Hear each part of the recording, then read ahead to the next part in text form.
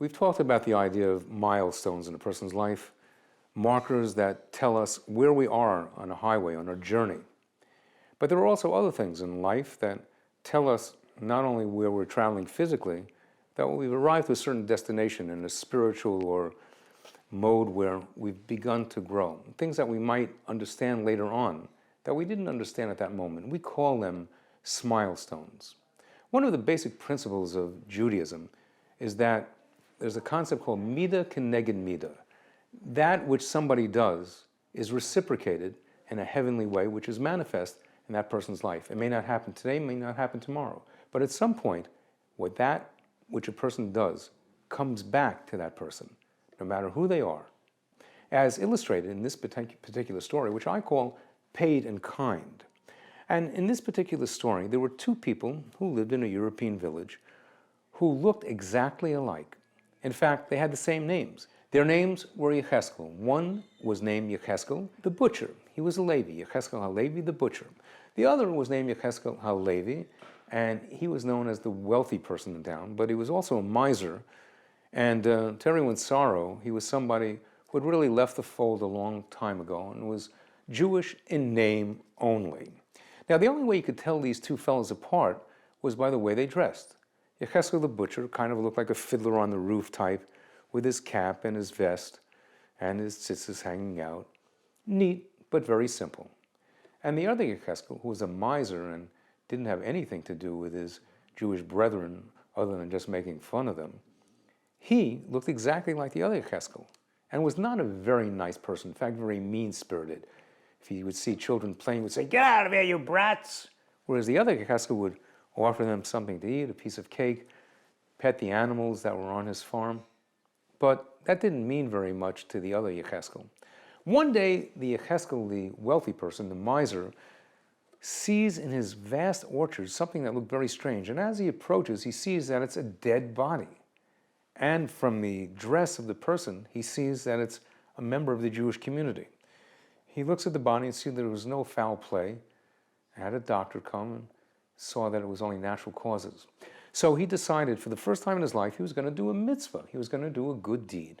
He takes the dead person, carries it over his shoulders, gets a horse, goes along with him, and carries it to the Jewish part of the city where is the grave, the graves that are being dug for anybody who was found or perhaps who died that very day.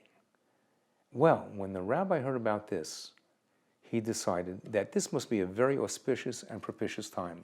That this Yecheskel, who was a miser and had left everything in his Judaism, decided to do a good deed so that this particular fellow should get a correct and proper, fitting Jewish burial. So he said, "I'm going to send my assistant and go out to Yecheskel and ask him to come see me. It's such a wonderful thing that he did. I'd like everybody to know what he did." So the shamus, the assistant, went to Yecheskel's house, knocks on the door and opens up, and there's Yecheskel dressed in his beautiful garments, and he says to this fellow, "What do you want here?" "Well, the rabbi told me that you had done an amazing thing by taking a person who had been found dead and bringing him so that he should have a fitting Jewish burial. That's such a wonderful thing to do. The rabbi would like to commend you. I'd like to invite you to come back into the community." "Well, that's very nice of the rabbi. That's very nice of him.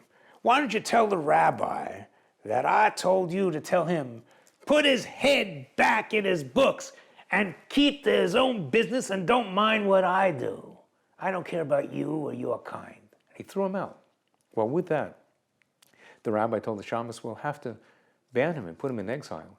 That type of outrageous behavior and chutzpah, nobody should have anything to do with him." So when he came to town next, people kind of ignored him, didn't have anything to do with him. And he said, "Well, that's the way you feel. I'm going to move to a place where they don't have your kind." And they moved to a little town called Jacksonichev. And there, he lived his life among the Gentiles in his beautiful palatial estate, having nothing to do with the Jewish people in the other town. One day, as he's telling his sons, "There's nothing that matters in life except fame and fortune, money, money, money, money, money, and power, which is what I have. I don't need them. I have everything.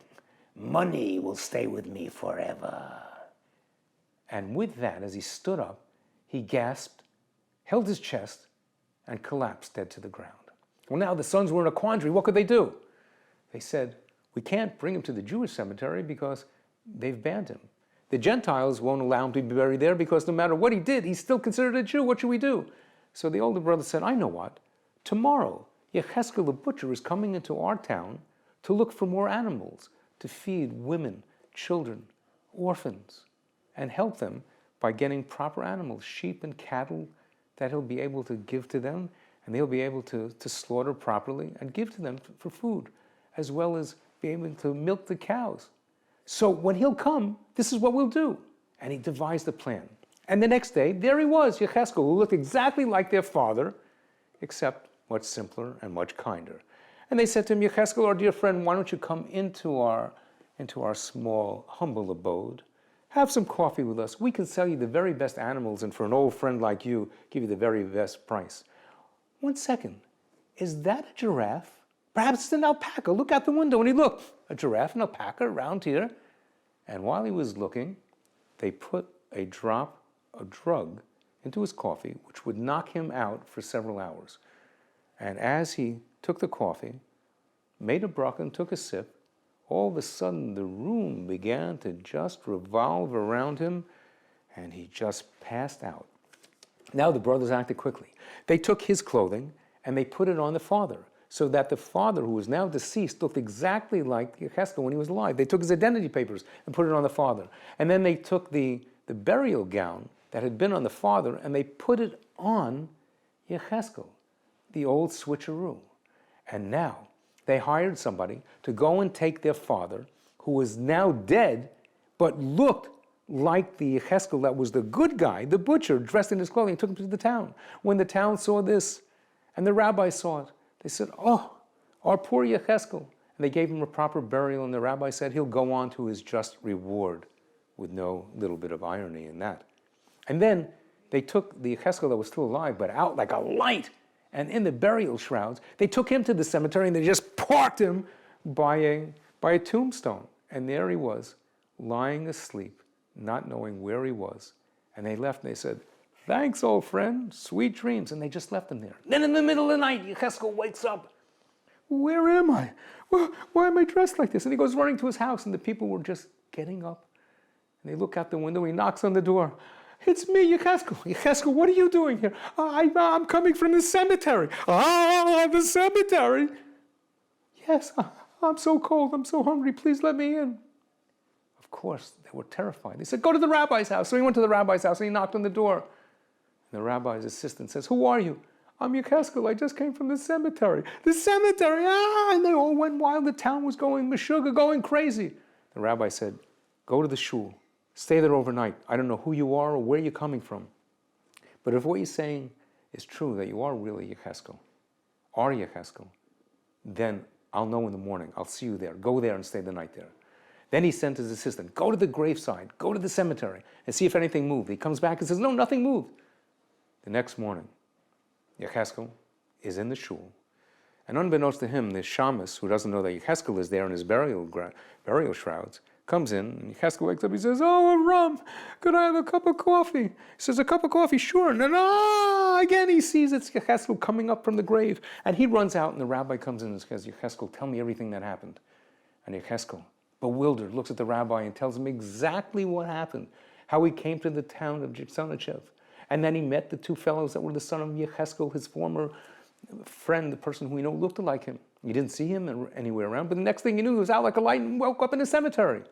So the rabbi in his wisdom said to him as follows, Yecheskel, my dear friend, what happened is very simple. That man never did a good deed in his life, but for once he did. He took a Jew that had no one to bury him and did the mitzvah of mace mitzvah, burying somebody with a correct and proper Jewish burial so that he would be able to be buried among his people. That entitled him to be able to have the same type of burial, one which is fitting for a Jew, despite the other things which he did, which he will be paid for in kind. But let it be known that no mitzvah, no good deed that somebody does, or on the contrary, that which is counter to the Torah, goes unpaid. And it always is paid in kind, mida keneged mida. Now go home, my friend, and live your life filled with acts of kindness, tzedakah, and charity. And I'm sure God will repay you many times over, paid in kind. A thought to remember, to think about. Whatever we do is written and recorded, and while a person may not see it right now, you may see it tomorrow, the next day, or even the next generation, or you may see it a lot sooner than you think. But always remember, we're always paid in kind, and to think about it as we travel down the highway of life and remember the Smilestones along the way.